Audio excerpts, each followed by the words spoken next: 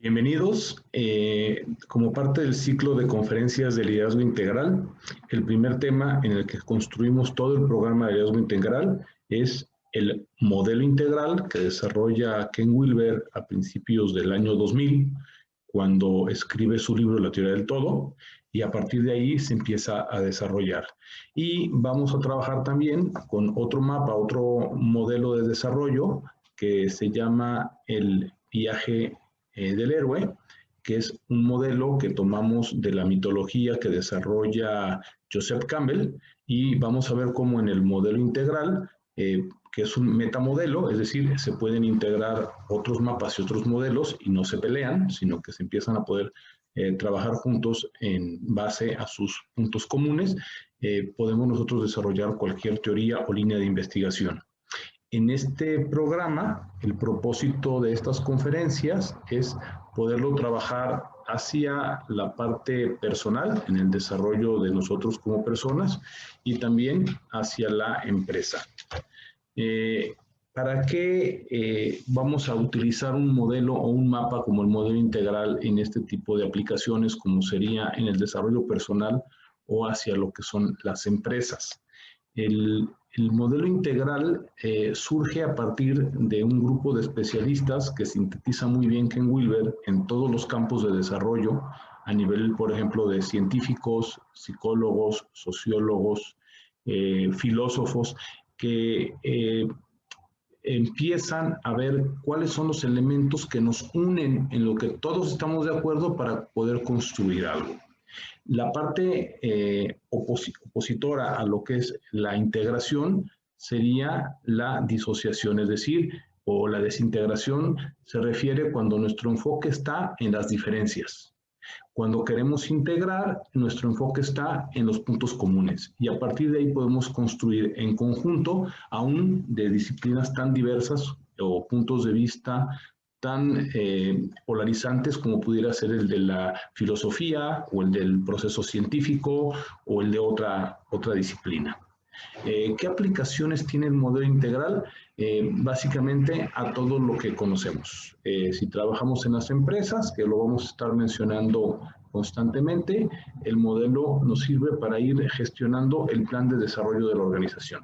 Si lo aplicamos a lo que son los programas de desarrollo personal, entonces ahí vamos a poderlos llevar a cabo desde la perspectiva del cambio o transformación de lo que es el nivel de conciencia principalmente, porque a partir de transformar o de la transformación de un nivel de conciencia se transforma todo lo demás alrededor y al interior del individuo.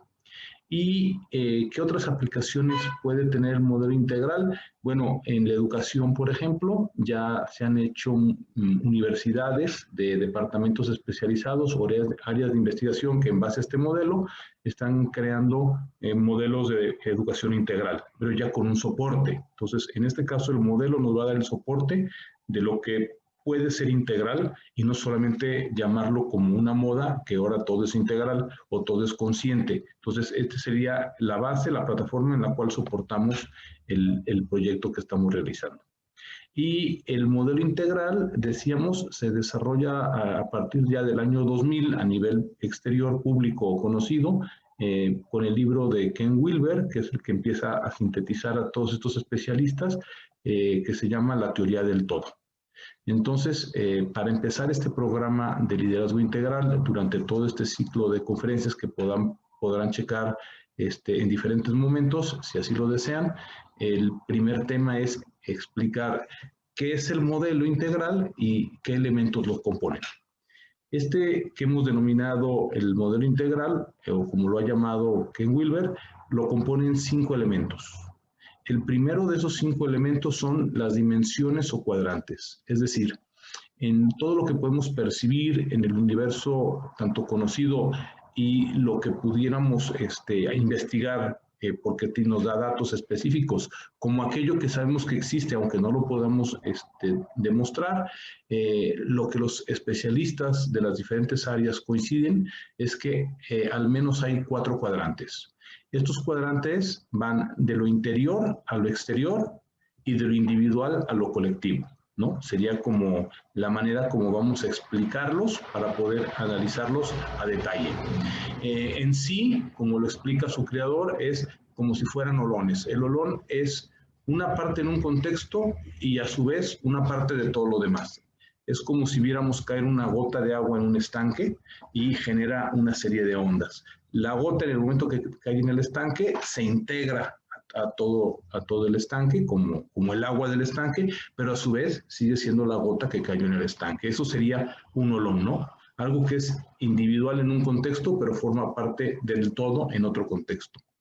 Las líneas de desarrollo se refieren a las áreas en las cuales vamos a poder aplicar el modelo en situaciones cada vez más específicas. Entonces, nosotros podemos definir en una persona, si queremos trabajar en un proyecto de transformación, en qué línea de desarrollo de la persona vamos a trabajar. Si es en la parte de la personalidad o del temperamento, si es en la parte, por ejemplo, de una terapia psicológica, si es, por ejemplo, en la parte cognitiva, etcétera, ¿no? Entonces, hay tantas cuantas líneas de desarrollo como las podamos descubrir como sujetos de estudio u objetos de estudio para nuestro aprendizaje o para nuestro trabajo.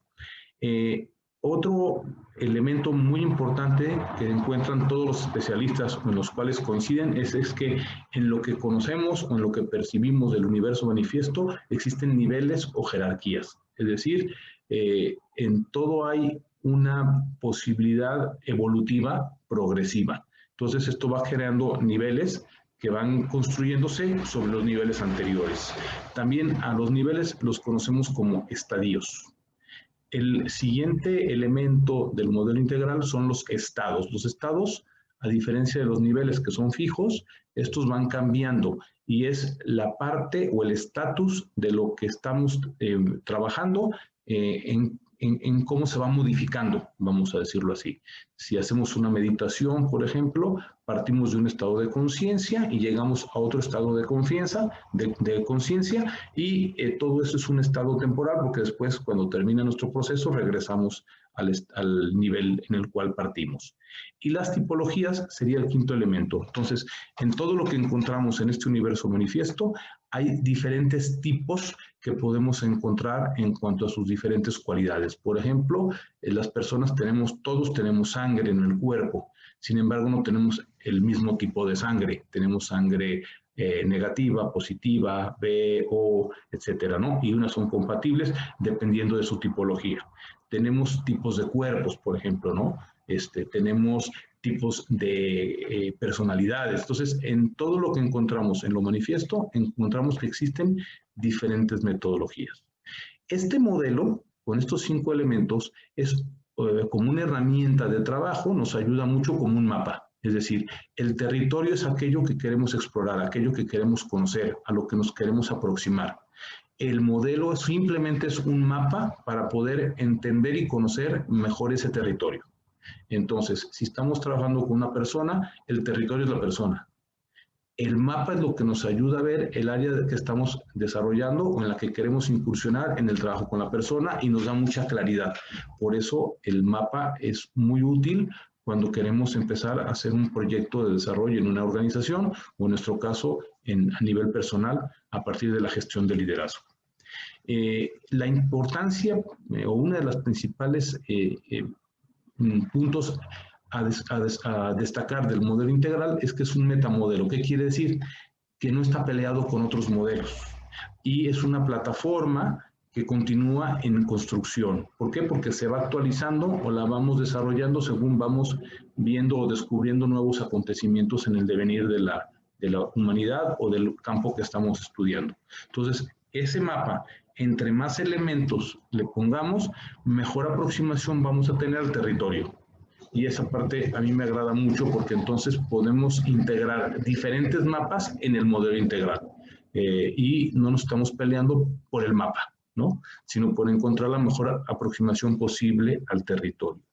En el caso de las empresas, vamos a ver en la siguiente imagen cómo los cuadrantes o dimensiones empiezan a hacernos sentido, primero en la persona y después vamos a ver un cuadro hacia las empresas.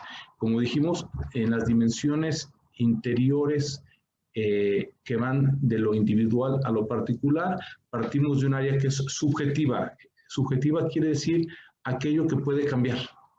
¿Por qué? Porque hay una nueva información, porque hay una apreciación diferente. Por ejemplo, las emociones.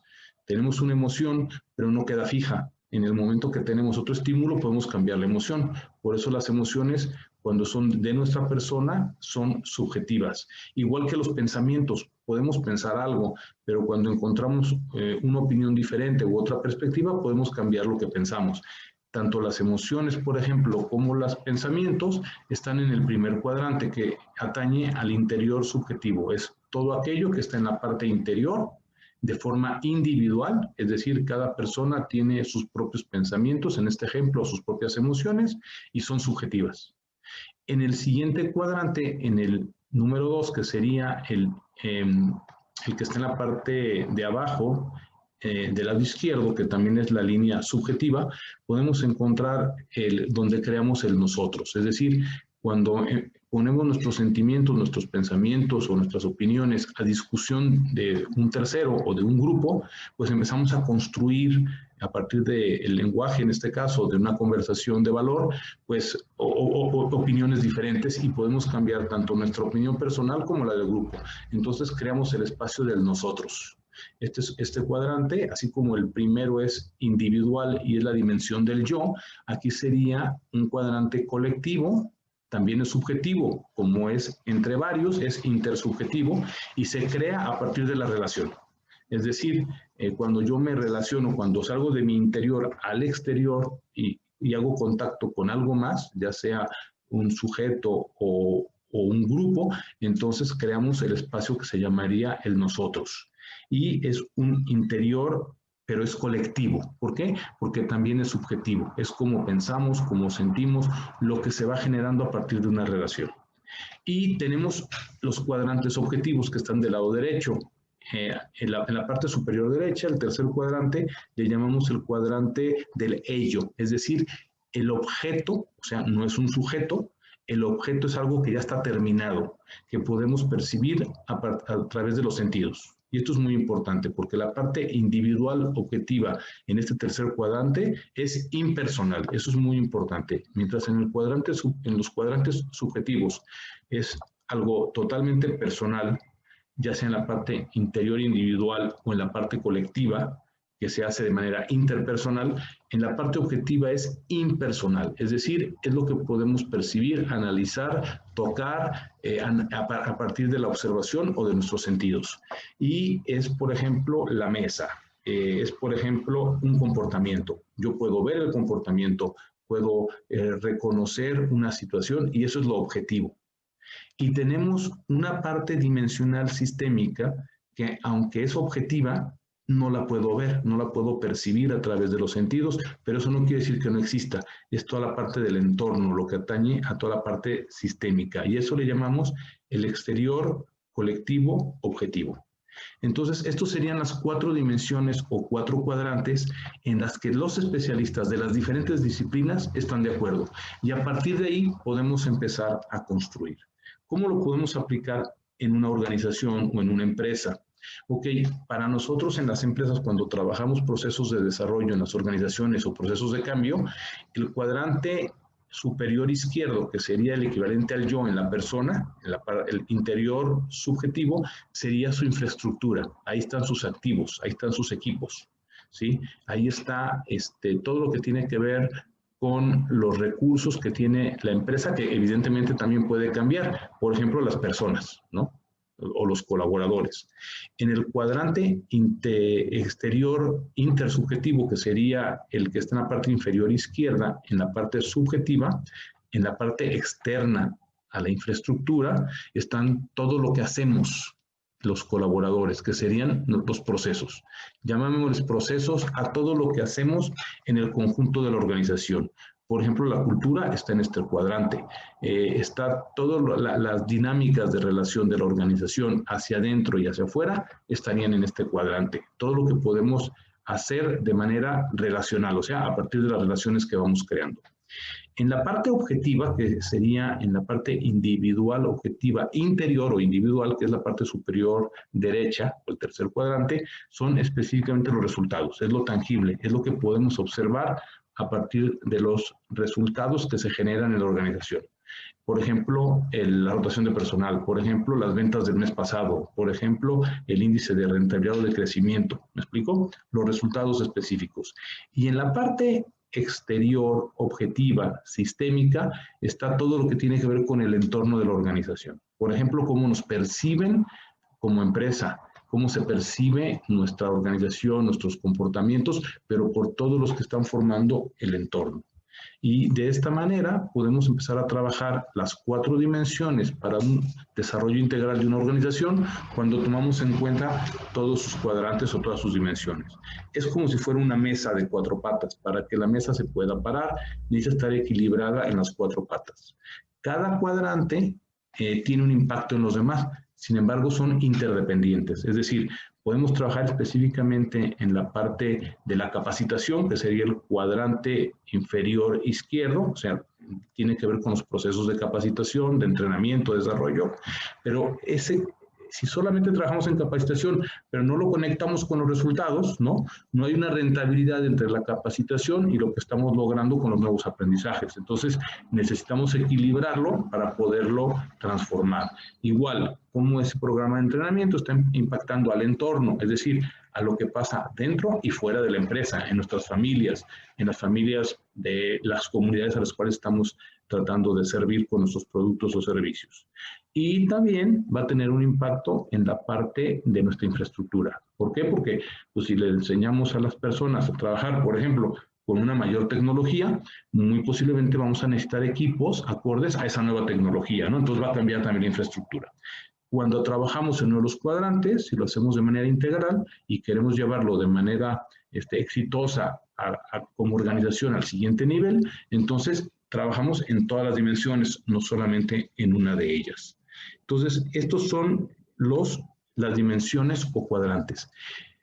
En cada cuadrante podemos desarrollar o se desarrollan líneas que son las áreas en las cuales queremos trabajar.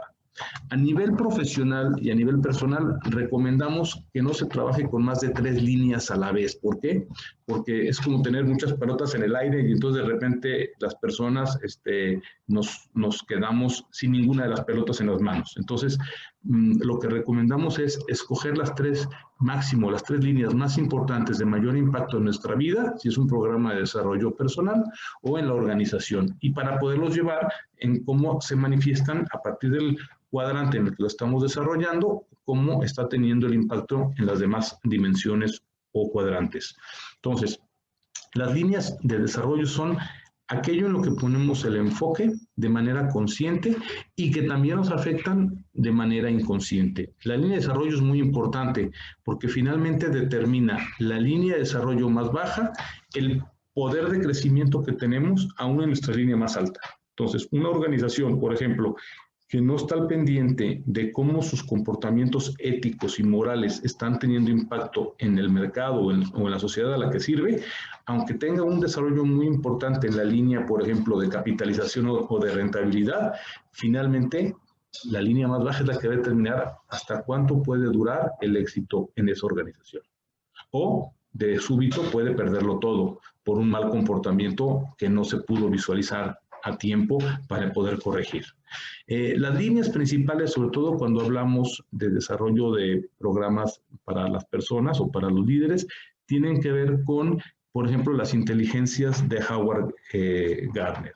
En este sentido, las inteligencias son algunas de las líneas de desarrollo. Ya sabemos que hay la inteligencia numérica, la ambiental, la kinestésica, la emocional, que hemos ido trabajando ya tanto a partir de las teorías de Daniel Goleman y de Nathaniel Bradman. Entonces, cada una de estas es una línea de desarrollo. Y en cada línea, el crecimiento que vamos obteniendo tiene que ver con el siguiente elemento que vamos a explicar, que son los niveles. Los niveles es el tercer elemento del modelo integral. ¿A qué se refiere? Aunque sea una palabra que no nos guste, sobre todo en México, porque somos muy rebeldes, en todo vamos a encontrar que existen niveles o jerarquías o estadios. Es como explicamos los niveles. Es decir, en cualquier línea de desarrollo vamos a encontrar que vamos de lo más simple a lo más complejo. Entonces, las moléculas, que es el ejemplo que viene, por ejemplo, en la gráfica que tienen ustedes, pues vamos desde lo más básico, que es un átomo, de ahí se forma una molécula, después una célula, etc. Lo interesante aquí es que para poder construir en el nivel siguiente, para poder encontrar esa evolución o ese crecimiento que estamos buscando o deseando, partimos del nivel en el que estamos. No podemos brincarnos los escalones y se construye todo desde lo que ya se tiene. Es decir, no podemos dar a alguien más ni a nosotros mismos algo que no tenemos. Entonces, desde el nivel más bajo que ya tenemos integrado en nuestra vida, es desde donde podemos construir el siguiente nivel. Y cuando construimos un siguiente nivel de desarrollo, no desaparece el anterior. ¿Sí me explico? Eso es el paso de la evolución. Va integrando los niveles inferiores, pero no se pierden cuando se alcanzan niveles superiores. Entonces, los niveles, otra característica que tienen es que son fijos. Una vez que alcanzamos un cierto nivel en la vida o en la organización, pues ese nivel no se pierde. Cuando vamos a buscar cambiar de nivel, que esto lo vamos a ver en el mapa del camino del héroe, uno de los elementos del desarrollo y del crecimiento es la involución. Eso no quiere decir que nos devolvemos a otro nivel y perdemos el anterior. Quiere decir, exactamente, no es retroactivo. Sin embargo, a veces retrocedemos como parte del desarrollo evolutivo, pero no perdemos el nivel. Lo que no podemos es regresar al nivel anterior. Es decir, si yo estoy queriendo crecer en el inglés porque quiero aprender el idioma mejor y ya estoy en un nivel intermedio, pues de repente voy a tener algunas fallas que me hacen regresar al nivel básico, pero no quiere decir que me vuelvo a quedar en el básico. Quiere decir que refuerzo lo básico que no estaba bien construido, pero para continuar en el nivel intermedio. Bueno, en el desarrollo de la vida y de la conciencia es igual. Cuando yo logro desarrollos de niveles superiores de conciencia, ¿y por qué hablo de conciencia? Porque es lo que nos permite el crecimiento en todo lo demás. Para crecer en la vida, lo primero que necesitamos que se desarrolle es la conciencia. Si la conciencia no se desarrolla, el crecimiento no va a ser integral de entrada, ¿no? Va a ser parcial. Entonces, vamos a construir el nivel de conciencia al que estamos buscando llegar a partir del que estamos. El paso intermedio entre un nivel y otro le llamamos el estatus, el estado. Ahorita lo vamos a desarrollar en el cuarto elemento. A mí me gusta mucho el ejemplo de las muñecas matriuscas, de las muñecas rusas. ¿Por qué? Porque la más chiquita se guarda en la que sigue y así. Entonces, no quiere decir que desaparece, sino que lo más pequeño o lo más sencillo queda guardado en lo más complejo. Y así vamos construyendo nuestros propios niveles de desarrollo. Igual en las empresas, ¿no? En las empresas, para poder crecer, necesitamos tener claro de dónde partimos, cuál es nuestro nivel de desarrollo en aquello que queremos trabajar y entonces hacia dónde queremos ir, ¿verdad? Y por eso este mapa es muy efectivo. Bien, el siguiente elemento son los estados.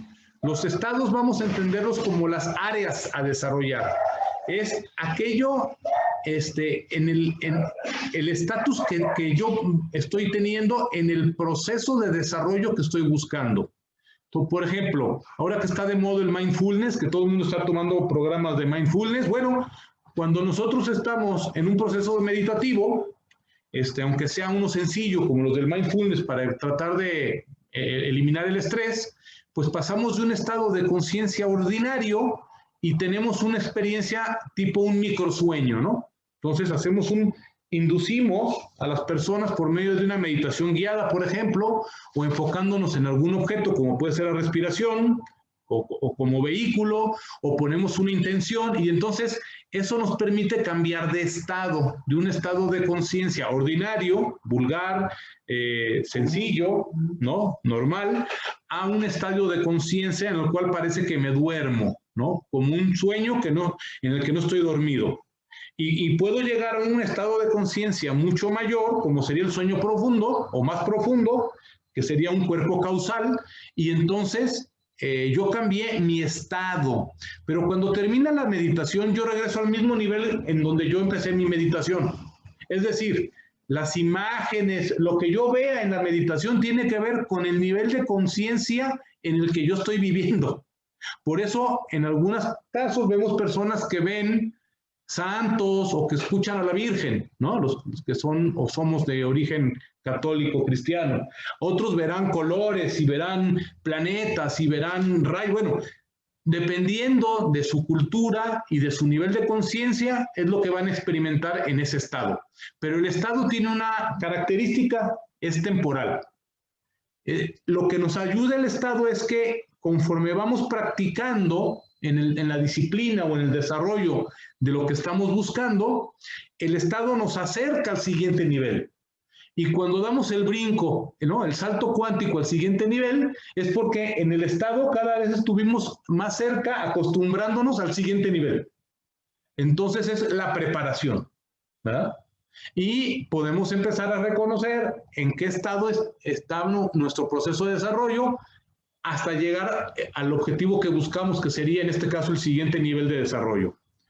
La imagen que ven ustedes en la parte derecha tiene que ver con uno de los temas más importantes del programa, que es la espiral dinámica integral, que pone Wilber para explicar los procesos de desarrollo, en este caso de la conciencia, cómo se van construyendo. Para esto vamos a dedicar un tema específico. Y les pongo yo el viaje del héroe, porque entre nivel y nivel, el estado, ese proceso de desarrollo en el que vamos nosotros a tener a la persona o a la organización, según el programa que estamos desarrollando, nos va a hacer llevar el ciclo que le llamamos el viaje del héroe, que lo vamos a detallar a continuación después de terminar de explicar el modelo. Entonces, todo lo que pasa en el cambio de un estado al otro, lo vamos a escribir con el modelo del viaje del héroe. Y en la imagen izquierda están viendo ustedes un ejemplo de gráfico de lo que se conoce como el desarrollo de la conciencia en la gran cadena del ser. La gran cadena del ser es una idea aristotélica de tiempos de Platón. O sea, desde entonces se está hablando de la gran cadena del ser, y ellos hablaban de que lo que conforma a la humanidad, a la persona, desde tiempos ancestrales, son 4 factores importantes: cuerpo, mente y espíritu. Cuerpo, mente, espíritu y alma.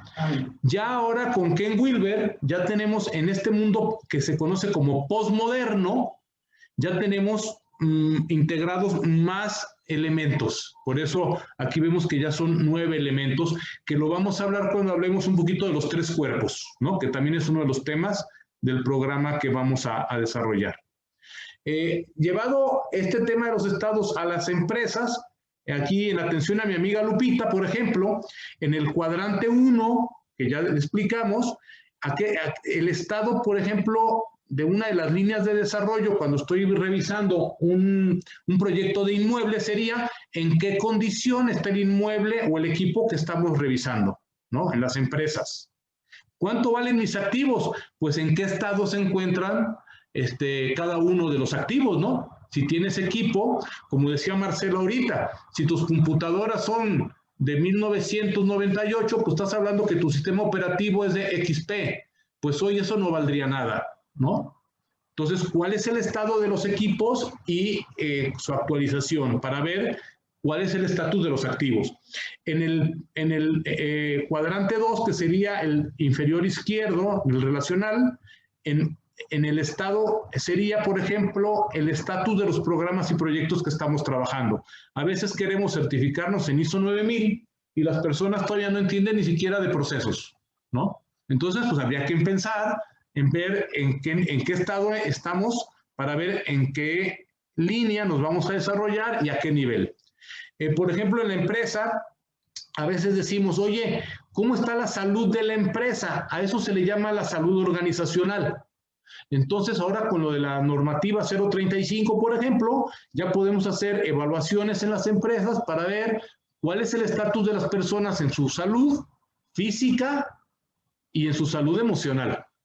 Y entonces ya podemos hacer un diagnóstico, por ejemplo, ¿no? Y el resultado es el indicador tangible que podemos analizar. Ya sabemos si la empresa está enferma o está sana, ¿no? O su cultura organizacional, pues necesita trabajar en la parte física, por ejemplo.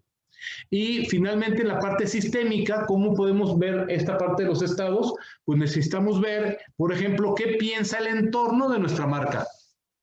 ¿Cuál es el estado de percepción de la gente, de la competencia, de los clientes con respecto a lo que hacemos en esta empresa, ¿no?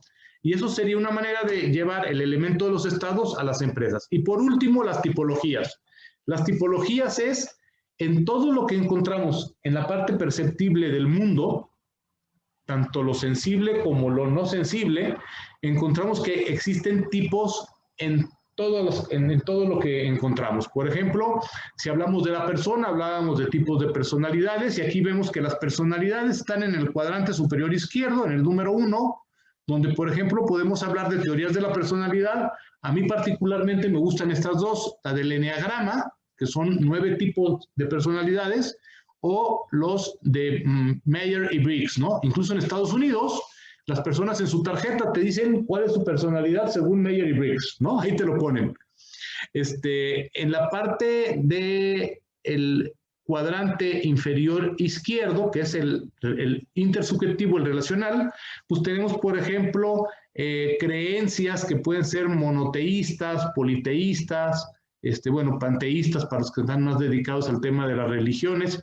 ¿Por qué? Porque es un constructo social, ¿no?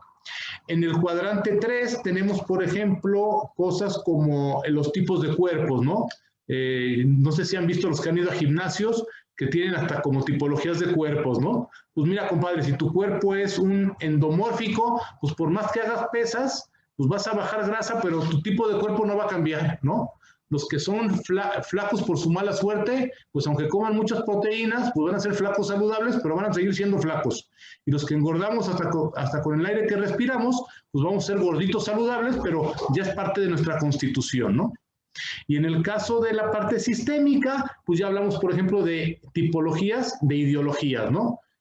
Sociales demócratas, monarquías, etcétera, por ejemplo, ¿no? En las sociedades. En las empresas, por ejemplo, cuando hablamos del primer cuadrante, hablamos de tipos de industrias. En el segundo cuadrante, de cuáles son las políticas y valores que tenemos en la organización. Cuando hablamos del tercer cuadrante, en las tipologías, hablaríamos, por ejemplo, de tipos de resultados y de evaluaciones o de diagnósticos que hacemos en la empresa para conocer los estados en los cuales nos encontramos. Y en el número 4, en el cuadrante cuarto, vemos, por ejemplo, temas de cultura, de vinculación organizacional con el entorno. Hasta aquí, es así a grosso modo, en una vista de pájaro, que yo sé que para Inmaculada es muy breve. Para el diplomado nos tardaremos una sesión completa de 4 a 6 horas en hacerlo con ejercicio y todo, pero esto sería las bases de que tengamos un modelo integral para un programa, en nuestro caso, de liderazgo o para cualquier otra cosa. Aquí está un pequeño test que me gusta, que hace un amigo nuestro, Gustavo, que también está en España, que probablemente escuche la grabación y nos corrija o nos manda algunos comentarios después, para que ustedes puedan ver si captaron rápido cómo funciona esto de los cuadrantes. Entonces, aquí del lado izquierdo ustedes van a ver unas preguntas que yo les haría para su empresa y abajo para su persona. Y solamente ustedes ubiquen en qué cuadrante estaría lo que estamos preguntando. Por ejemplo, si tienes una empresa, las personas que trabajan y que colaboran contigo en la organización, ¿en qué cuadrante estarían? ¿Dónde los podrías poner? Entonces ya nada más póngale 1, 2, 3 o 4. Si alguien pregunta si puede estar en más de un cuadrante, la respuesta es sí. ¿Algún elemento puede estar en más de un cuadrante? Sí. Si ustedes encuentran que tienen una rotación de personal del 35%, ¿en dónde ubicarían? ¿En qué cuadrante? En el mapa, esa rotación de personal, ese indicador que ustedes han descubierto. Si ustedes tienen una cartera de cobranza que está en 3.5, por decir un número financiero, que esa es su recuperación de la cobranza, ¿en dónde pondrían ese indicador? Si ustedes creen que su marca, ya sea su nombre, si quieren pensarlo en la persona, ¿cómo creen que lo reconoce la comunidad? ¿Quién es Inmaculada? ¿Quién es Lupita, María Luisa? Para el entorno, para la comunidad, ¿dónde pondrían ese reconocimiento? ¿En qué cuadrante? O la empresa. ¿Cómo, si una marca como Starbucks, como Best Buy, como allá en España pudiera ser el puerto, el puerto de Liverpool es aquí en México. Allá es ¿cómo se llama la tienda esa famosa? Corte Inglés, el Corte Inglés. La marca, el Corte Inglés. El Corte Inglés. ¿Dónde ubicarían? ¿Una marca de su preferencia? ¿En qué cuadrante la ubican? Y, por ejemplo, si estamos hablando de que la organización cumple ciertas normas de seguridad, higiene, de calidad, en México la NOM 035 que nadie cumple, pero que ya todo el mundo está preocupado por ella, ¿en qué cuadrante estaría? ¿Sale? Nomás pónganle un numerito y al rato compartimos a ver las respuestas. En la persona, sus diplomas, sus acreditaciones, sus títulos o certificaciones, ¿en qué cuadrante aparecen? La relación con su familia, con el sistema familiar, sus antepasados, ¿en qué cuadrante estaría? La relación de pareja, ¿no? ¿En qué cuadrante está? ¿Dónde ponen a sus parejas?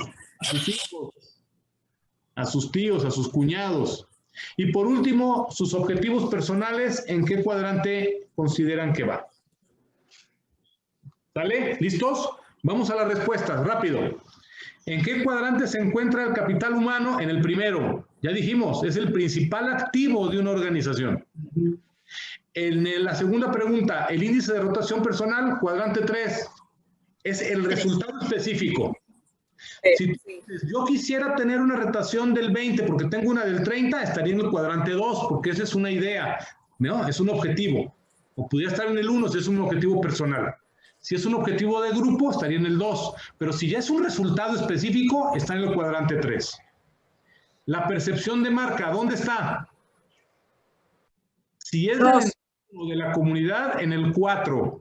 Pero pudiera estar en el 2. Si es de tus clientes que conoces, que te pueden dar la información de viva voz en una encuesta, en el 2. Está muy bien. La opinión de nuestros competidores, ¿dónde está? 4. En el 2. 4. En el 2 sí la conocemos. Si es una opinión que no conocemos, pero que nos afecta, en el 4, muy bien. Pues ya vimos que pueden estar en 1 o en 2 cuadrantes, dependiendo. El proceso de cumplimiento de cualquier norma. 2. En el 2. Muy bien. Para la persona, sus diplomas, su currículum, toda su historia laboral, pero todo lo que tiene en una institución que los avale, ¿dónde está? 3. 3. Muy bien. Este diplomado que no tiene acreditación, bueno, les voy a dar un diploma al que termine todas las conferencias. ¿En dónde estaría? 2. En el 2. Muy bien. La relación con mi sistema familiar, según Hellinger, esta puede verse hasta 7 generaciones atrás. ¿Dónde la ubican? 2. 3. 2. ¿El 2 o en el 4? 3 o 4. Si la puedo ver, si la puedo reconocer, estaría en el 2. ¿Por qué? Porque pues a lo mejor a la segunda y tercera generación todavía los puedo conocer, al tatarabuelo, pero ya el papá del tatarabuelo ya está complicado. ¿Y mis objetivos personales dónde están? 1. 1. Fíjense qué padre. A veces una de las principales carencias o fallas que hay en las empresas es que piensan que los objetivos de la empresa, ¿dónde creen que están? Los objetivos en la 2. En el 3. Piensan que están en el 3 y no, están en Está en el el 2. En el 2. En ¿Por el qué? 1. Porque los objetivos son subjetivos. Correcto, muy bien. ¿Alguna pregunta? Abran su micrófono y pregunten antes de pasar al siguiente tema. Hablen ahora o callen para la siguiente 20 minutos. Bien. No hay preguntas, pero si hay, abrimos un bloque de preguntas al final también. Tenemos 20 minutos, vamos muy bien de tiempo. Ok, el viaje del héroe a mí me fascina, es uno de mis temas favoritos. El creador de este mapa lo hace en base a la mitología, se llama Joseph Campbell. Y es un mapa, así como el modelo integral es un mapa. La ventaja del viaje del héroe es que se ha venido desarrollando en diferentes aplicaciones y es un mapa que cabe en nuestro mapa, porque el modelo integral es un mapa que te permite integrar otros mapas, es un metamodelo, ¿vale? Por eso se conoce como metamodelo. Ese señor que está ahí, que ya murió, es Joseph Campbell, fue el creador del viaje del héroe, y él tiene una historia interesantísima que no me voy a meter porque lo vamos a usar como mapa para el proceso de desarrollo de la empresa. Ya vieron que lo pusimos entre cambio de nivel y nivel, como parte del estado de desarrollo, y para efectos de las empresas, lo usamos como el proceso de gestión de cambio. Hay una pregunta, adelante. ¿Ricardo? No, adelante, adelante. Ah, pero pensé que querías preguntar algo o compartirnos algo. Adelante, Richard. Gracias.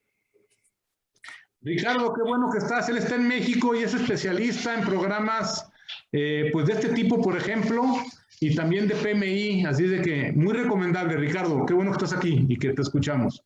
Okay, encantado de la vida de estar con ustedes y sobre todo de la participación de todos. Buenísimo, gracias, Richard. El viaje del héroe te habla de lo que en las empresas y en el proceso de las personas conocemos como el rompimiento de la zona de confort. Que como dicen varios amigos psicólogos, la zona de confort es un nombre muy injusto, porque no es una zona confortable. Es una zona muy incómoda, pero es donde nos sentimos seguros. Entonces dice Joseph Campbell, todo empieza cuando me doy cuenta que el mundo que yo percibo no es tan maravilloso como yo creía. Mientras no me doy cuenta que me doy cuenta, no pasa nada. Simplemente vivo de manera causística, causal, ¿no? Tengo un estímulo y una respuesta. Y entonces vivo sin darme cuenta que estoy vivo. Vivo exactamente de manera un poquito egoísta. Dice, tenemos invitados aquí en el salón, ¿no? No los tengo aquí en la cámara, pero bueno, me dice Mario que es como una visión un poco egoísta, ¿no? ¿Por qué? Porque no me doy cuenta que existe algo más alrededor de mí, ¿no? Yo digo de manera, yo soy inconsciente, es decir, no me doy cuenta que me doy cuenta.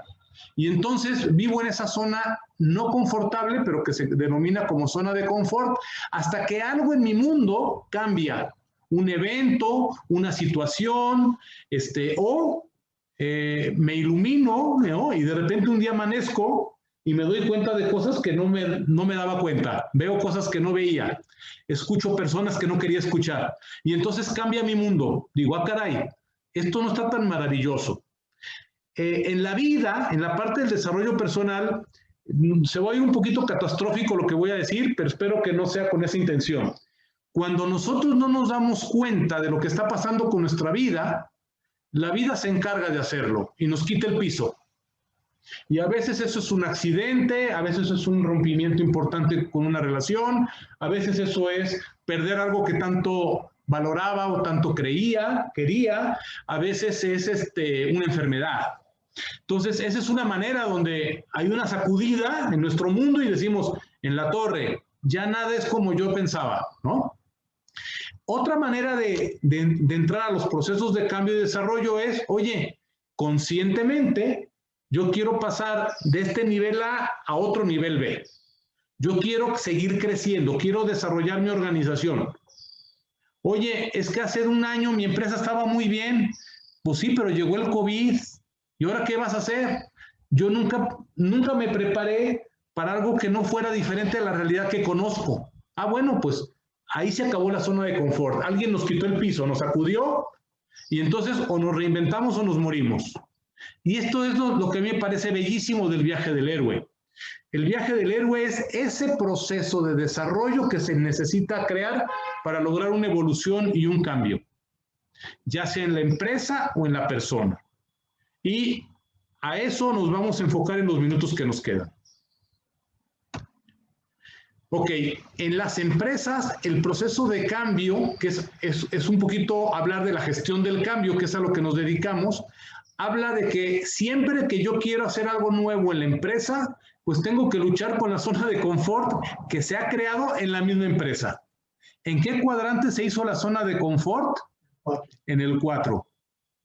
Aunque yo no me dé cuenta, la cultura, de forma intencional o no intencional, en una empresa que hay más de 2 personas, o de 2 personas en adelante, que han convivido por más de 2 o 3 meses, ya hay una cultura.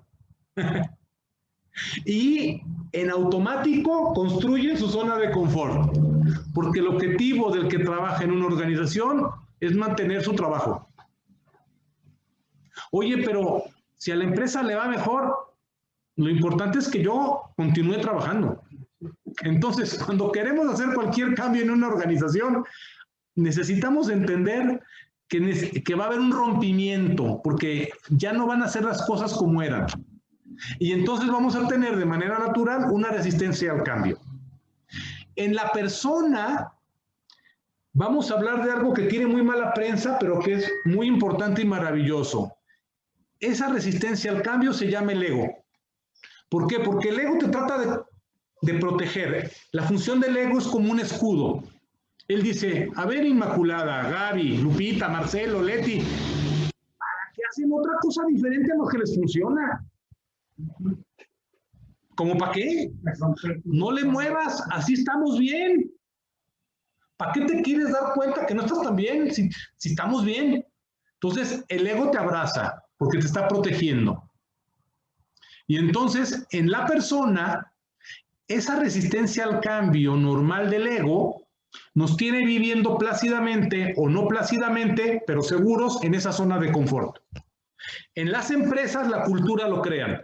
Y entonces, cuando un director dice, voy a hacer un cambio, tiene a todos contra él. Entonces, tiene 2 opciones. O los prepara para el cambio, o los cambia. Por eso, muchas veces la reingeniería se convierte en quitar gente y poner nueva.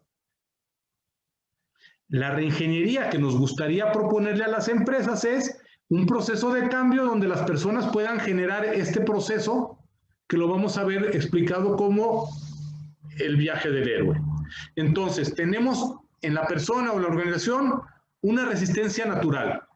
Y después viene la peor parte. Aquí el 90% de las organizaciones y de las personas abortan en su idea de buscar un cambio para mejorar.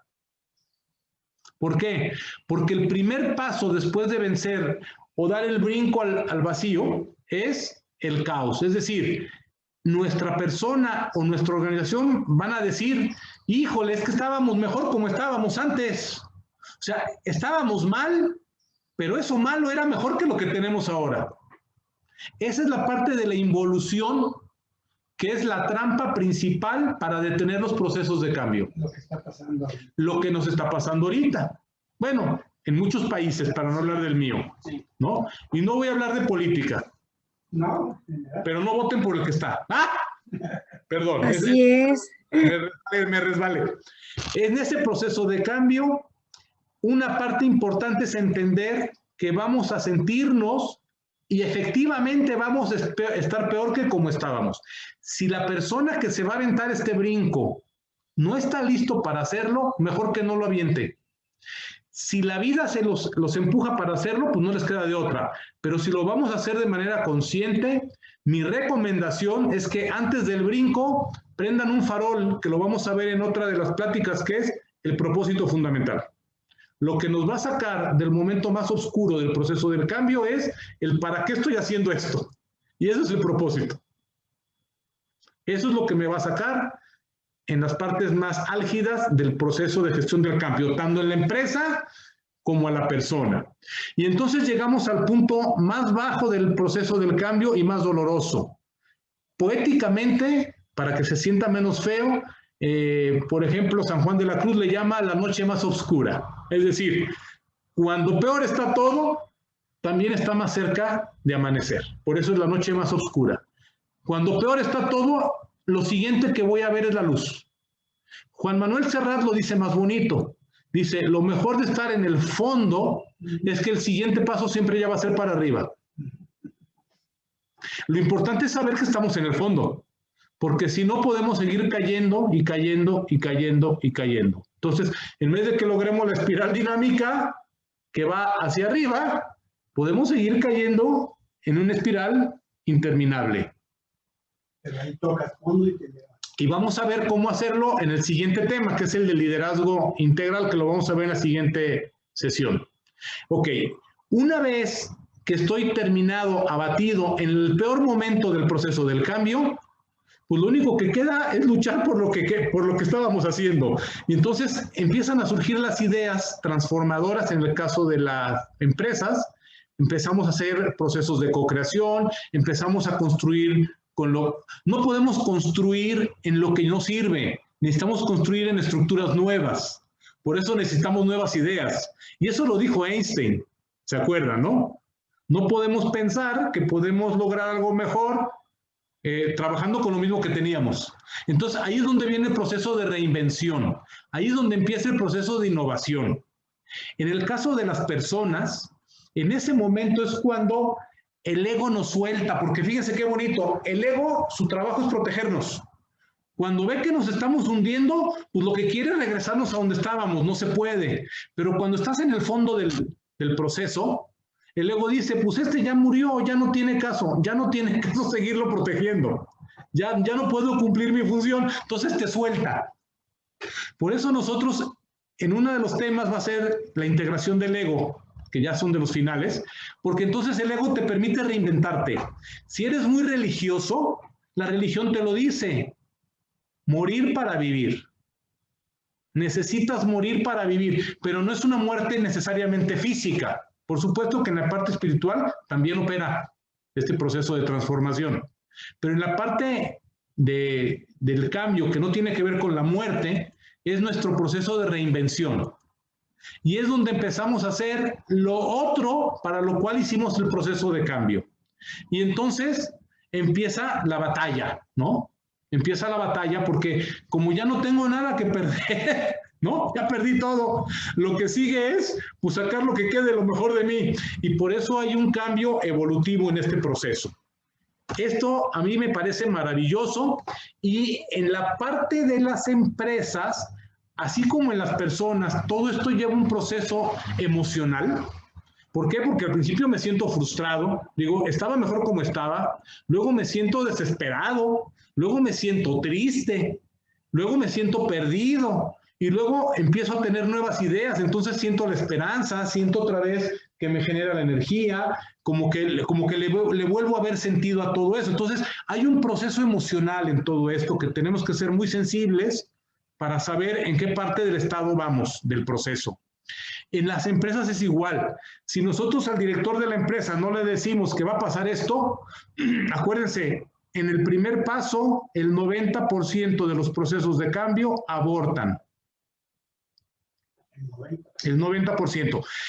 Hay un chileno, un colega, que escribió que en los procesos de desarrollo personal de nosotros como personas, solamente el 15% de las personas que vienen a conferencias, que se meten a talleres, que van a terapia, que se meten a constelaciones, que se meten a 1000 cosas, solamente el 15% de los millones de personas que lo intentan logran pasar al otro lado. Es decir, logran cubrir el ciclo completo de transformación. Entonces, así como para la empresa, la posibilidad de no lograrlo si no estamos totalmente conscientes de todo lo que vamos a hacer y el proceso que vamos a llevar y que vamos a tener que reinventar y descubrir cosas en ese proceso, lo mismo en nuestro proceso de desarrollo personal. Si no, vamos a seguir acumulando en el cuadrante 3 títulos, certificaciones, diplomas, pero no hay cambio, no hay transformación. ¿Vamos? Ok, también el señor Culver y Ross hablan de este proceso de cambio, que ya no es el bonito esquema del viaje del héroe, pero es el mismo, si se fijan, y esta es la curva del proceso de desarrollo que cambio en las emociones. Primero hay un shock, es decir, te dan la noticia, se viene una situación, el accidente, el problema, llega el COVID, hay un shock primero. El shock es confusión, no sé para dónde correr, no sé qué hacer. Mi pareja que tanto me quería se va de la casa. Primero, no sé ni qué hacer, ¿no? No sé ni cómo me siento, no sé ni cómo me voy a sentir además. Después viene la negación. No, no, no, no, no. Esto no me puede estar pasando a mí. Esto le puede pasar a otras empresas, a otras personas, pero a mí no. Y luego viene la parte de la involución. Híjole, mejor me devuelvo a como estaba, ¿no? Viene la frustración. ¿Para qué estoy haciendo todo esto si estaba mejor en lo malo que estaba? Y después viene una depresión. Ojo, en el momento más oscuro viene una depresión organizacional y personal. ¿Pero qué creen? La depresión es parte del proceso fundamental del cambio. De hecho, muchas personalidades depresivas como Anthony de Melo externaron y exteriorizaron todo lo que vivieron en esos procesos depresivos y fueron gente muy luminosa que dio muchísima material para el desarrollo de los demás, ¿no? Entonces, aquel que sabe canalizar bien sus depresiones genera unos insights creativos maravillosos, maravillosos. Y después de la depresión viene la experimentación. Pues si ya lo que sabía yo no me funcionaba, pues ahora tengo que experimentar y ver qué me puede funcionar. Y después ya viene con la experimentación y ver que otras cosas pueden funcionar, me abro otras posibilidades, entonces viene la decisión, es decir, ahora o nos morimos con esta o no hay de otra, ¿no? Y entonces ya viene la integración. Acuérdense que cada nivel de desarrollo se integra en el anterior. No es que perdamos lo anterior, construimos en el nivel anterior.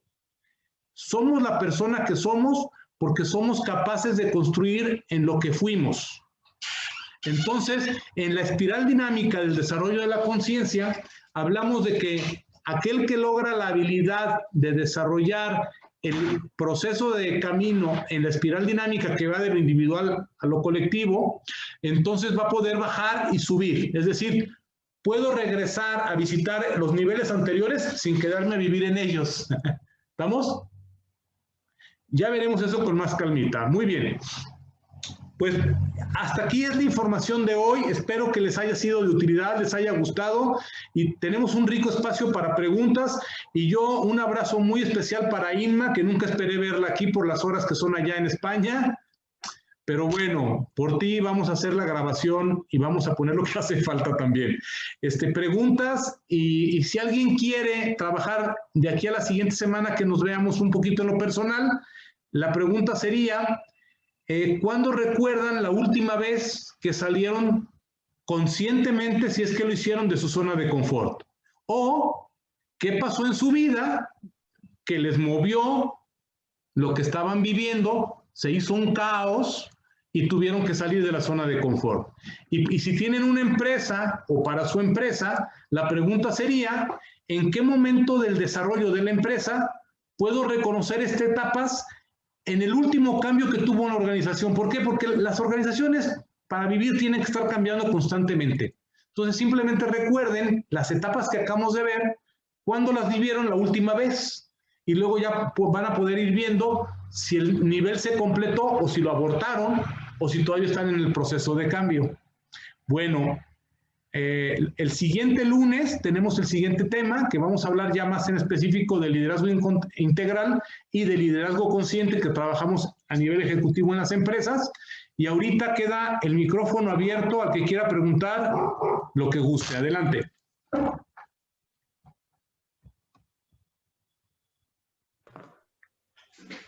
Bueno, yo quisiera decirles buenas noches a todos.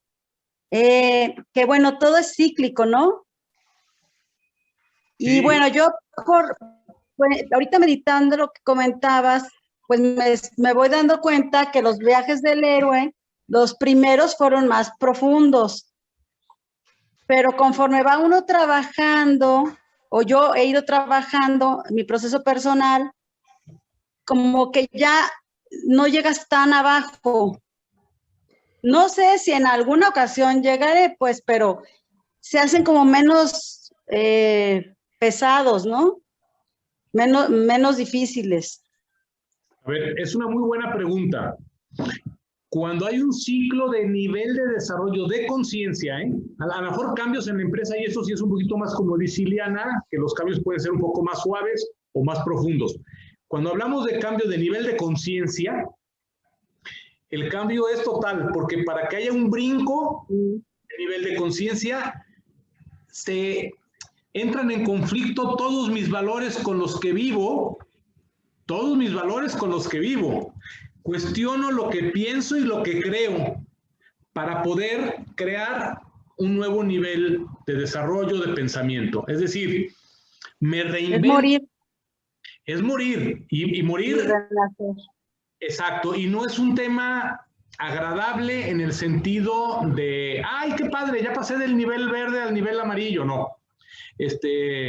Dicen los experimentados meditadores de meditación profunda, no de los temas de mindfulness sencillos que hacemos para las organizaciones, que cuando realmente entras a oración, si eres católico o cristiano, o a meditación profunda, realmente lo que vas a encontrar ahí es la voz de tus demonios.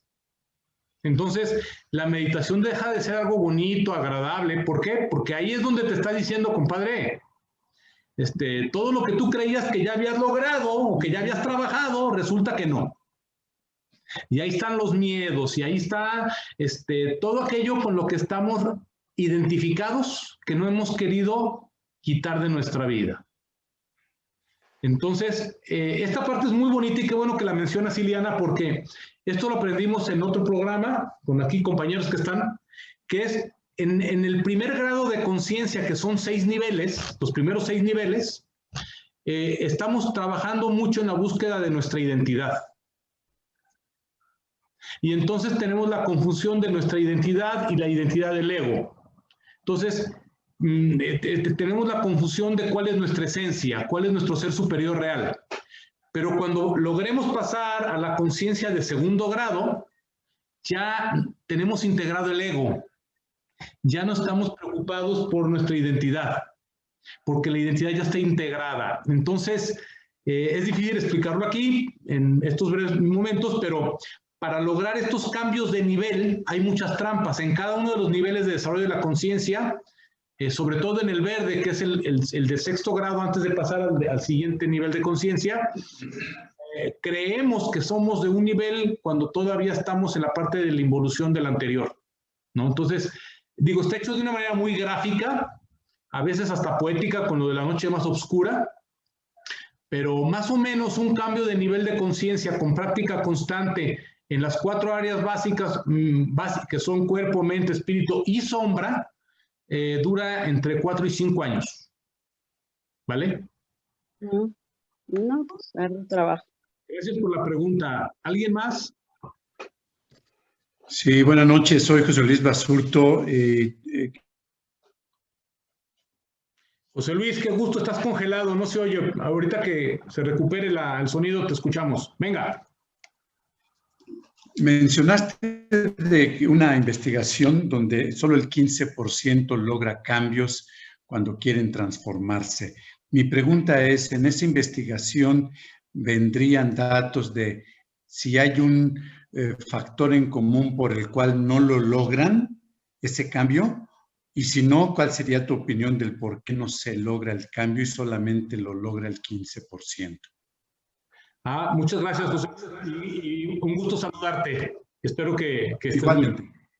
bien. Mira, este es un colega chileno que se manejó, o lo ubiqué yo por temas de capitalismo consciente, y te prometo buscar la investigación y márcala porque ya tiene mucho que la leí. Lo que recuerdo es que él hablaba un poquito de la industria de la superación personal y decía que es una industria que vale millones de dólares en todo el mundo. Se consumen libros, videos, conferencias, talleres, o sea, vale muchísimo dinero el que la gente está preocupada por la superación de su propia persona.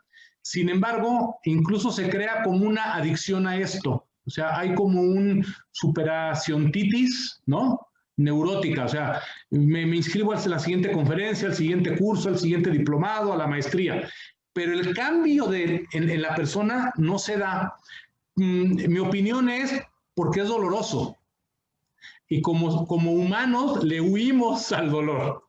Entonces necesitamos tener una preparación en la parte espiritual, que también en opinión de varios, y yo la comparto, es la línea de desarrollo más alta, para poder entrar a esas partes dolorosas y difíciles, sabiendo que hay un propósito superior. Que ese es el otro elemento. Entonces yo creo, humildemente, que los que entremos a un proceso de desarrollo sin tener claro el propósito superior del proceso, la posibilidad de no lograrlo o de abortarlo es muy alta. Porque el diploma no nos va a dar el cambio de nivel de conciencia, ni el reconocimiento, ¿no? Algo hermosísimo en la parte del propósito superior es que no está escrito en ningún póster, no es una frase que pongas en tu cuaderno. Es tan sencillo y tan complejo como que es lo que te hace levantarte cada día. Es el ¿para qué vivo? Entonces, es la conexión con la pregunta última. Por eso está en el nivel de la línea superior de la conciencia, que es la espiritual. ¿Para qué estoy aquí? ¿Para qué vivo? ¿Para qué me levanto cada día? ¿Para qué asisto a este tipo de conferencias? ¿Para qué tengo una empresa? ¿Para qué quiero una pareja? Entonces, yo diría, sin un propósito, cuando menos definido en la organización o en la empresa, no estamos listos para dar el brinco, ¿no? Porque el proceso va a ser doloroso. Y yo creo que sería terrible, porque yo pienso que si estás en un punto A y sabes que vas al B y dónde está el B, por lo menos pues tienes un camino, pero cuando no sabes ni para dónde vas, está cañón. Es correcto. Si ni siquiera sé que existe un lugar B, ¿para qué me aviento, no? Mario está aquí en presencia, tenemos algunos invitados aquí, tiene una pregunta. Buenas noches a todos. ¿Estaría yo en lo correcto al pensar, aunado a la pregunta que hizo el compañero, que ese 15% que no logra pasar a la siguiente etapa es porque fallamos con el enemigo más poderoso que tenemos, que somos nosotros mismos, ¿no? Mario comenta, por si no se escuchó, en relación a la pregunta que hizo José Luis Basurto, que tal vez la razón por la que el 15% son los únicos que de manera exitosa cubren todo el trayecto para lograr la siguiente etapa, es porque el otro 85% no logra vencer al enemigo más cruel y más duro, que es uno mismo. Entonces, es una aportación de Mario y sí, pues finalmente es una elección personal decir si le sigo o no le sigo, ¿no? Y a veces hay situaciones en las que pudiera ser entendible que una persona no seguir adelante. Entonces, Cuñado. Tratando de no juzgar. Rosita, adelante. Yo creo que en México es cuestión mucho de idiosincrasia también. Que crecemos con eso y que vemos el país y vemos la política y vemos los entornos y pues México sigue siendo tercermundista en la mayoría de las cosas y tenemos potenciales por todos lados, pero no crecemos.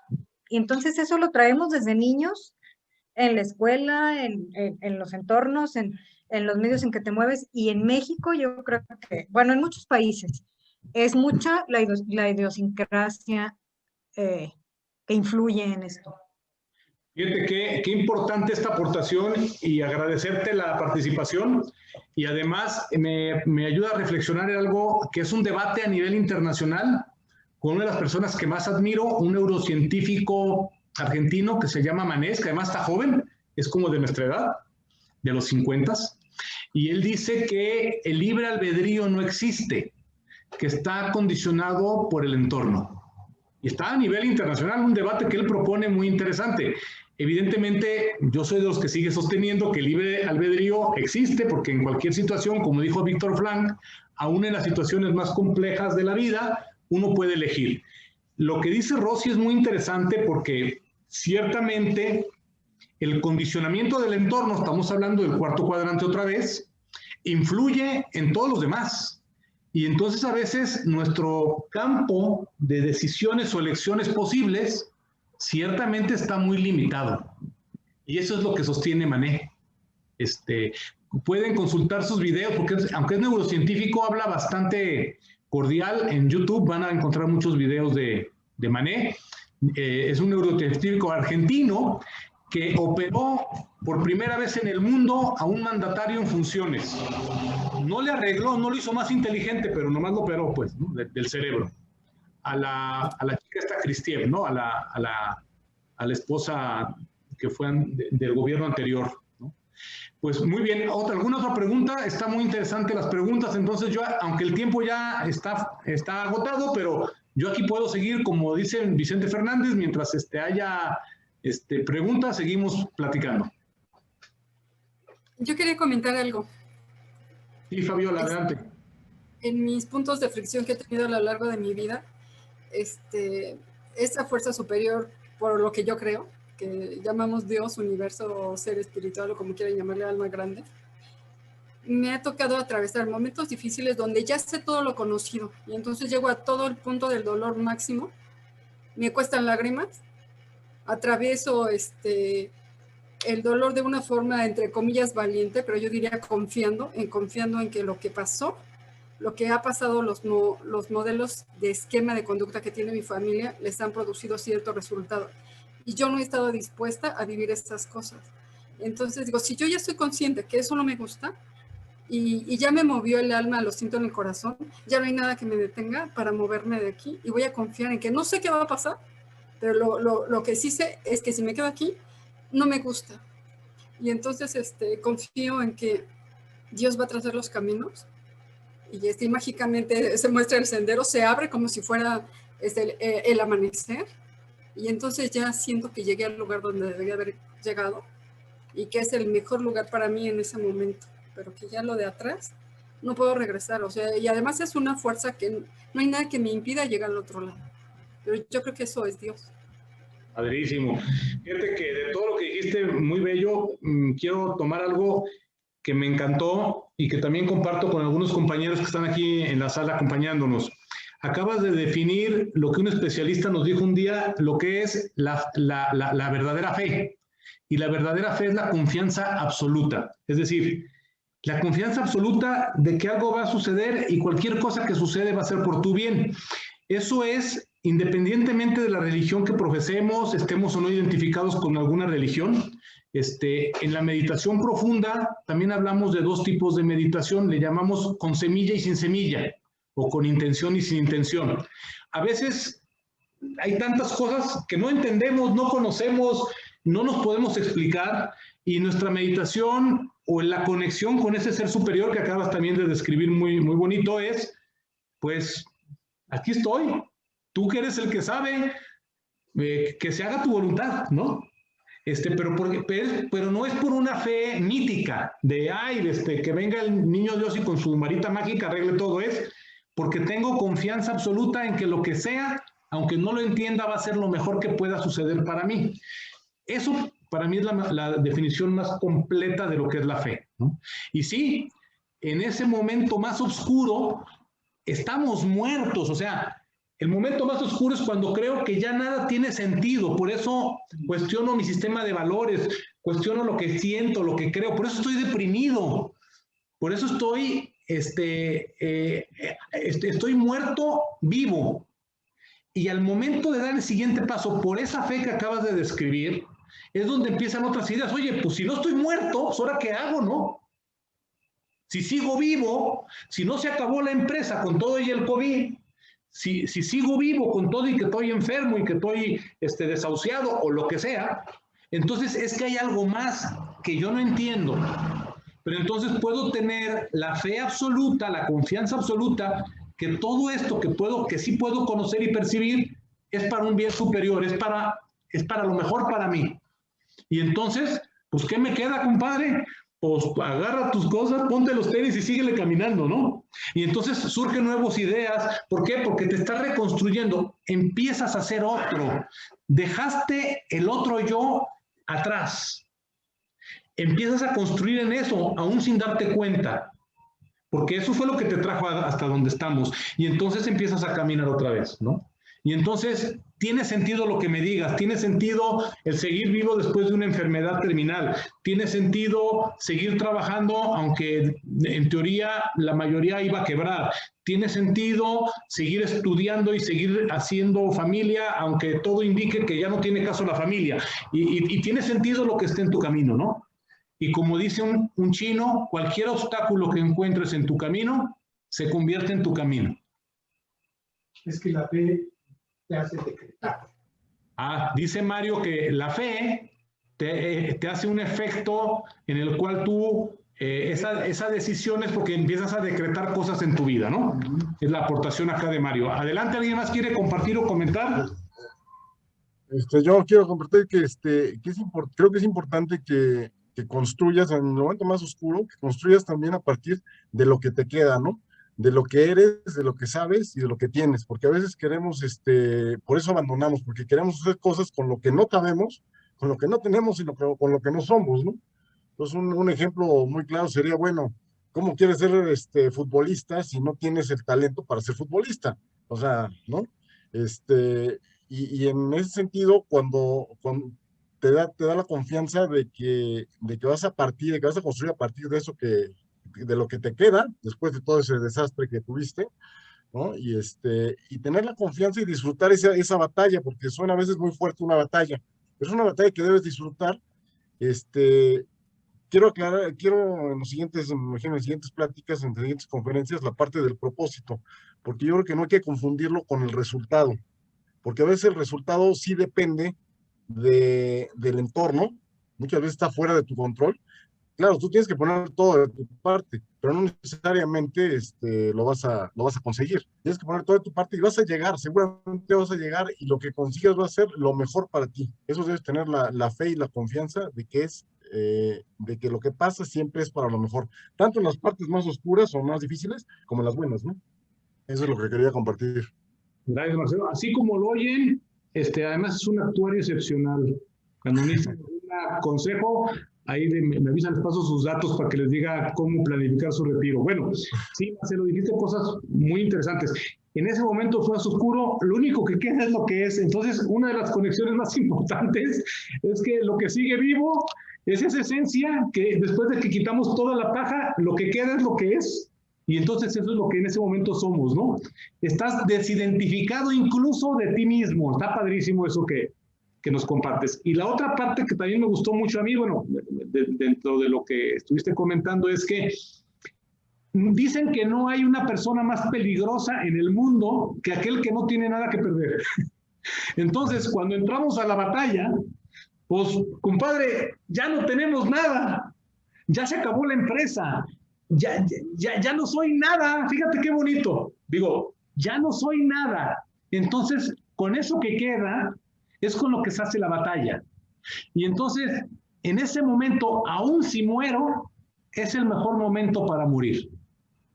Me acuerdo de una película, ¿no? Yo nunca entendí esa frase que decía un loco, vamos a pelear, no sé, somos 500 contra 10,000, pero hoy es el mejor día para morir. Ahora lo entiendo, ¿no?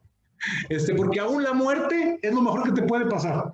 Entonces, esa batalla te va a hacer dar ese brinco, te va a dar la energía que se requiere para dar el salto cuántico, ¿no? El salto de conciencia al siguiente nivel. Padrísimo. Oigan, pues tenemos muchos maestros en este taller. En octubre la idea es dar el programa para especialistas para que este tema, pues, no se quede nada más entre los que estamos, sino que vaya multiplicándose con gente mucho más preparada que yo. Así es de que espero que podamos seguir escuchándonos. ¿Alguien más? Digo, para Inmaculada ya se van a hacer las 5 de la mañana, ya si quieres me encargamos el desayuno, Inma. ¿Alguien más? Mauricio. Sí, María Luisa. De Mérida. Sí, Mauricio. Bienvenida. Oye, mira, gracias. La verdad es que me encanta lo que has dicho, lo que todo el mundo ha comentado. Y algo que es muy importante y que me llamó mucho la atención, y acabo de hacer una hija adolescente, fue todas las formas en las que opera el ego en tu vida, ¿no? Todas las palabras que puedes asociar y que salen de tu cabeza con respecto al ego y cómo opera en tu vida. Nosotros encontramos en una sesión de 3 horas de madre e hija 125 palabras de cómo opera. Hay algunas que te suenan más, hay algunas que no te suenan, hay algunas con las que te identificas, algunas con las que te avergüenzas porque sabes que ese ego te llevó a lastimar a otras personas o a lastimarte a ti. Y en este resurgimiento, en esta batalla, ¿verdad? Tanto de las empresas como en lo personal, de cada uno de los individuos, a mí se me hace esencial trabajar el ego. O sea, encontrar cómo opera el ego en ti para que en el futuro, cuando tú resurges, te suene la campanita y sepas cuándo estás haciendo algo positivo y cuándo el ego está entrando para estorbarte, ¿no? Entonces, a mí se me hace fundamental el poder identificar. Encontramos 120 y tantas palabras, de las cuales ahora estamos en el ejercicio de ver en el diccionario exactamente el significado, porque el significado amplio en el diccionario te hace también encontrarte a ti mismo con muchas situaciones y corregir y darte cuenta. Entonces, a mí se me hace esencial esa parte del trabajo del ego. Y en el caso de las empresas, una de las cuestiones más difíciles de tratar es el ego de los dueños, ¿no? Que siempre te van a contratar para que cambies todo, para que les hagas milagros, para que les reestructures, para que trabajes con la gente, pero ellos no cambian.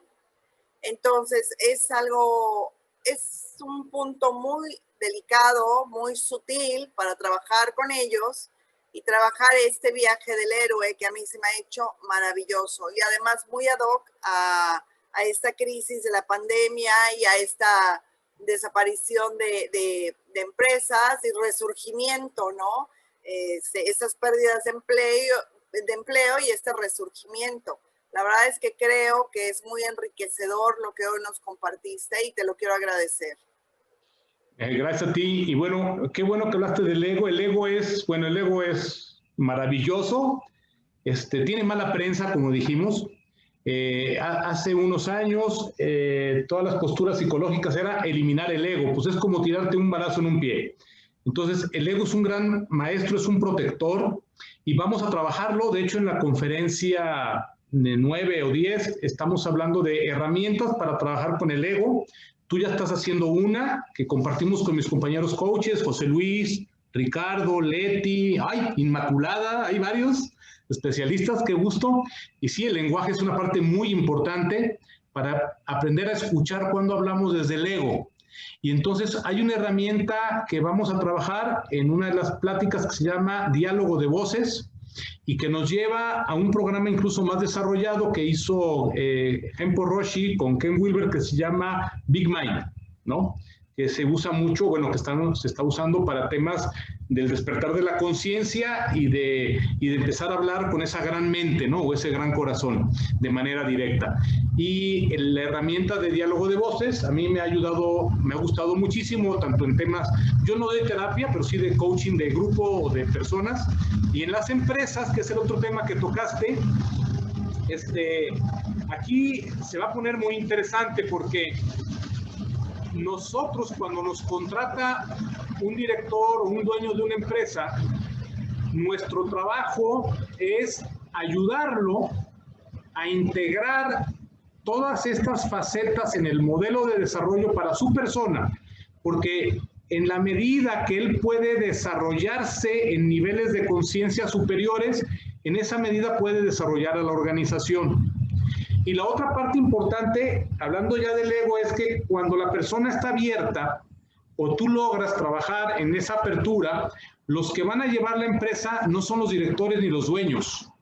Hoy estamos hablando de procesos mucho más finos, mucho más vanguardistas, que tienen que ver con procesos de co-creación, que tienen que ver con programas donde la empresa, fíjate lo que te voy a decir, hoy las empresas modernas son llevadas por su cultura. Entonces, nuestro trabajo no es con el dueño. Lo que necesitamos del dueño es que él tenga la apertura de conocer todo el proceso que estamos platicando ahorita, para que hagamos una gestión de cambio, para que lo que lleve su empresa sea la cultura. Hoy en las empresas más importantes que están creciendo en el mundo, están creciendo porque su única estrategia, no su principal, su única estrategia es la cultura. Entonces, ¿qué es la cultura? La cultura está ¿en qué cuadrante? En el 2 y en el 4. La cultura es lo que nos vincula con la organización y con lo externo a la organización. Entonces, la cultura hacia adentro es un programa de vinculación y hacia afuera es un programa de integración. Y eso nos permite que tengamos los valores tangibles y los intangibles trabajando cada día alineados desde el propósito. Nada más que confundimos, hay todavía muchas dudas de cómo se desarrolla y se crea el propósito de una organización. El propósito de una organización no la hace el dueño, no la hace el director general. El dueño o el director general o el consejo directivo pueden tener cada uno, para que tenga sentido que trabajen en esa organización o por esa organización, su propio propósito. ¿Por qué? Porque una persona que no tiene un propósito en lo individual no puede colaborar para un propósito en lo colectivo. Entonces, es respetable el propósito que éste sea.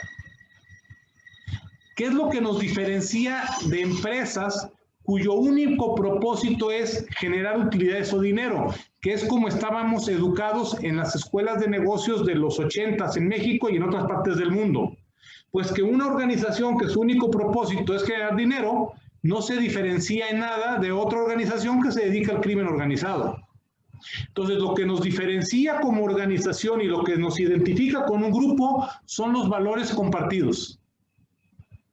Y entonces, esto nos da una vuelta padrísima, un reto en las empresas para aprender a trabajar de otra manera, desde otra óptica, y entonces no nos tenemos que preocupar solo por el ego del directivo o del dueño, sino cómo logramos integrar en su cultura sus valores, entendiendo que el ego, pues es algo que está en todos nosotros. El chiste es hacerlo consciente, que es lo que tú también decías ya. Entonces, hay herramientas con las que podemos trabajar el ego consciente de la persona y de la organización. Otra forma de trabajar esto es, que es un apartado especial de una de las conferencias y de los temas del diplomado, es el trabajo con la sombra. Eso ya lo platicaremos en su momento, pero el reconocimiento de las sombras de la persona o de la organización es un paso sin el cual no se puede dar el siguiente, si queremos desarrollar a nivel evolutivo, ¿no? ¿Alguna otra pregunta? Yo estoy fascinado. Por mí, sigan preguntando lo que quieran y yo contestaré lo que pueda. Y lo que no, me comprometo a investigarlo.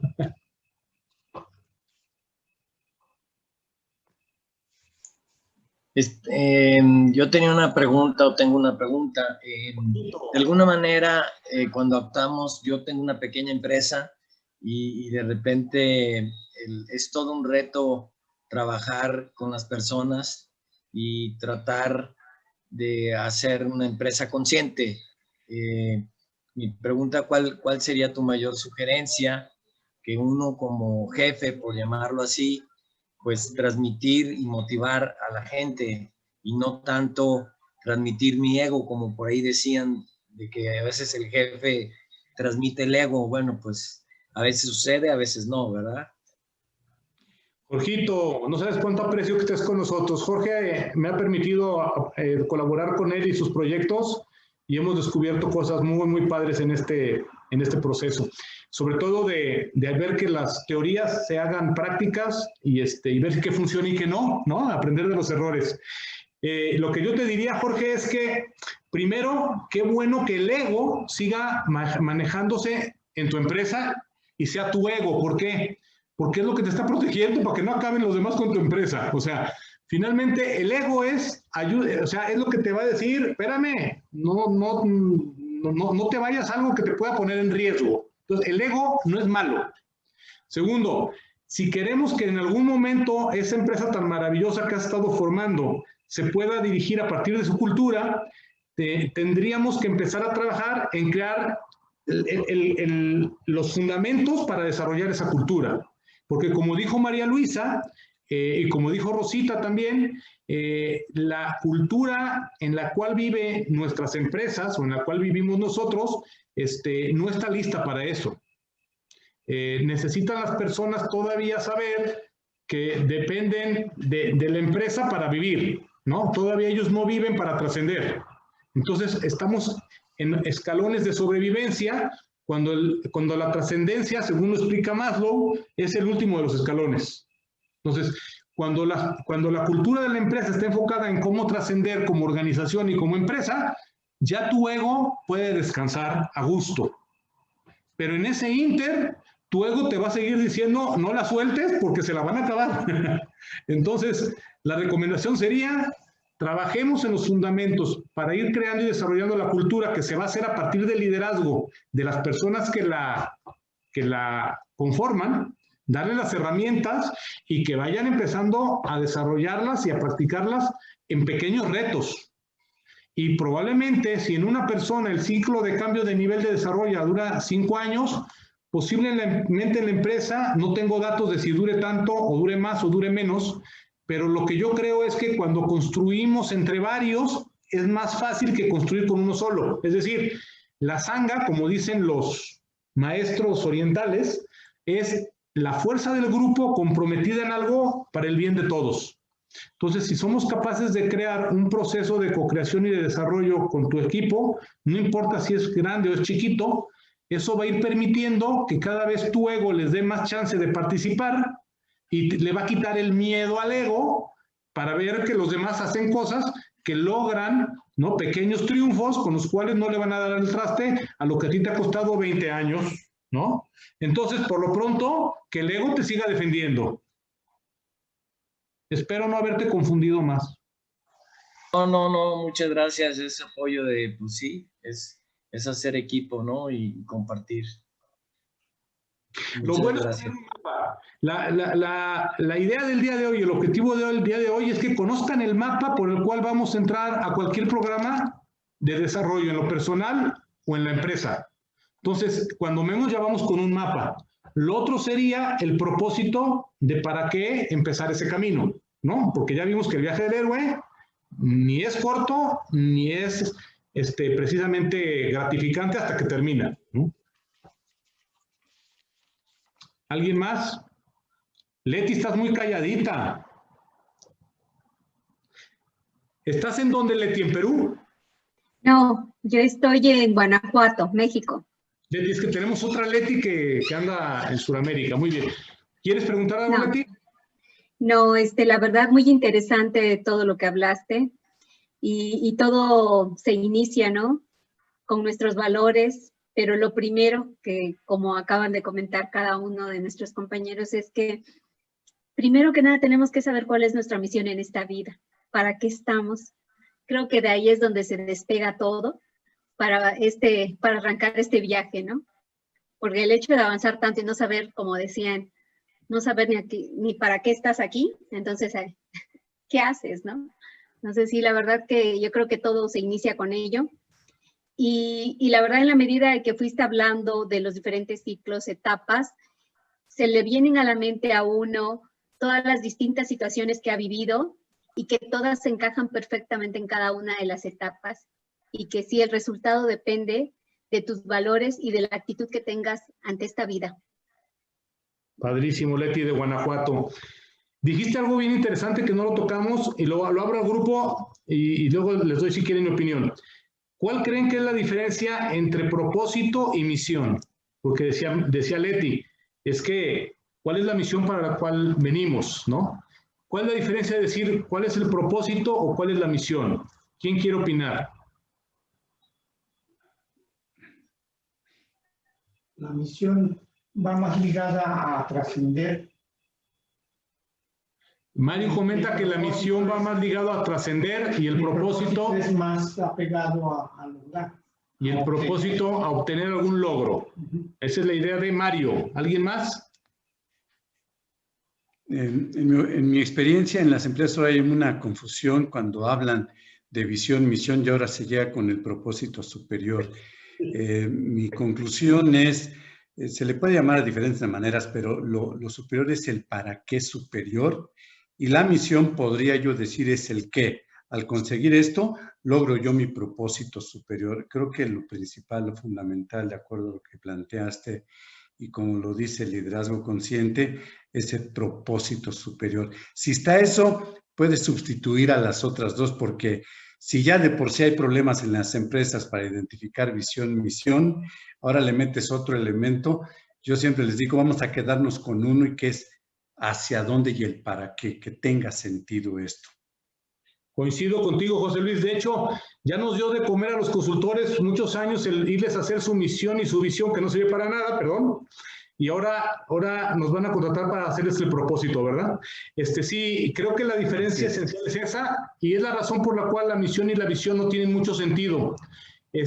La misión es el qué, es como el objetivo, y ahí hay mucha confusión en los empresarios. Confunden objetivo con propósito, y el objetivo es algo intangible. El logro es el resultado específico, lo que se puede medir, y confunden objetivo con el logro. Y el objetivo es como un deseo, la única diferencia es que hay un plan para tratar de hacerlo, pero sigue siendo objetivo, es subjetivo. Y en cambio el propósito, aquí yo, a diferencia de lo que nos decía Mario, el propósito es el para qué, es el para qué de la misión. Entonces realmente no es que no sirva para nada la misión, sirve para inspirar, porque la misión es lo que quiero lograr. El propósito es para qué quiero lograr eso. De esa manera es más fácil trabajar con el propósito, porque el de propósito tú lo defines, depende de ti. Y ojo, ¿en qué cuadrante está el propósito? En la persona está en el primer cuadrante. ¿Qué quiere decir? Que es individual, interior y es subjetivo. ¿Qué quiere decir? Que también puede cambiar. Conforme evoluciona la persona o evoluciona la empresa, el propósito va a cambiar, porque en cada cambio rompes con el sistema de valores anterior. Entonces ya lo que te hacía sentido no te hace sentido. ¿Por qué? Porque ves todo desde una nueva perspectiva. Entonces la visión por eso tampoco ya tiene sentido, ya quedó anacrónico. ¿Por qué? Porque si el propósito cambia, pues la misión ya no tiene lógica, la visión menos. ¿Para qué hago una visión a 10 años si en 2 o 3 años ya cambió? ¿No? Entonces, por eso ahora, para ahorro de los pósters en las empresas, el propósito no lo escribimos. Lo co-creamos y es lo que nos inspira a trabajar, es el sentido para el cual estamos en esa organización, pero no ven ningún póster. Si el propósito no se puede transmitir y no lo puede percibir la gente con la que trabajo, con la que me relaciono, los proveedores, no es un propósito, quiere decir que no hemos logrado hacer nada en la cultura. Muy bien, José Luis, pues coincido. Muchas gracias a todos por desvelarnos un poquito más del tiempo de la conferencia. Invitados el próximo lunes, les voy a mandar la liga. La idea es que solamente se puedan, le pican y ya entran. Y si quieren mandar preguntas a mi correo o al chat en cualquier momento, con gusto las vamos respondiendo, o nos damos un espacio antes de empezar la siguiente sesión para contestar lo que todos pongan. Sobre todo para los que nos hacen el favor de escucharnos en grabado porque están en España, excepto Inma, que se quedó con nosotros. Pues muchas gracias a todos. Un placer y muchas gracias de confiar en este proyecto. Una pregunta, Juan. Todas las